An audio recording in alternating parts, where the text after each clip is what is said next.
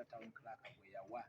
obuyinza okubeera nga nze spokesperson wa municipality munzikirize mba reportingire ku nsonga y'akatale k'esseeta nga spokesperson wa Mukono Municipal Council. Olunaku olwaleero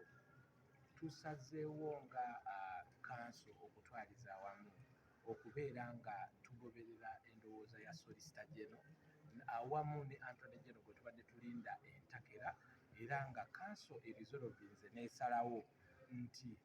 ettaka kituufu ekakasa nti lya Mwandiyiga. N'olw'ensonga eyo esazeewo n'eteekawo resolution egamba nti etaddewo enteeseganya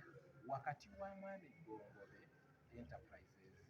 awamu ne Mukono Municipal Council wabeerewo enteeseganya ez'enjawulo awamu n'okusayininga memorandum of understanding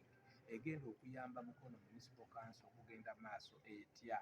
Era resolution endala gyeyisizza nti Ministry ya Lands okutwalira wamu n'okukuba omulange wa Prime Minister nti ettaka ery'akatale esseeta gavumenti eteekemu ssente etugulire ettaka eryo erya Gongobe Enterprise Mukono Municipal Council esobole okuteekerateekera abantu baayo nga ezimba akatale akajja. So n'olw'ensonga eyo council ekisazeewo bulungi nnyo n'esaba town clerk, office ya town clerk awamu n'eya meeya n'esalawo nti nno tubeere nga tukola follow up mu office ya lands n'eya Prime Minister okulaba nti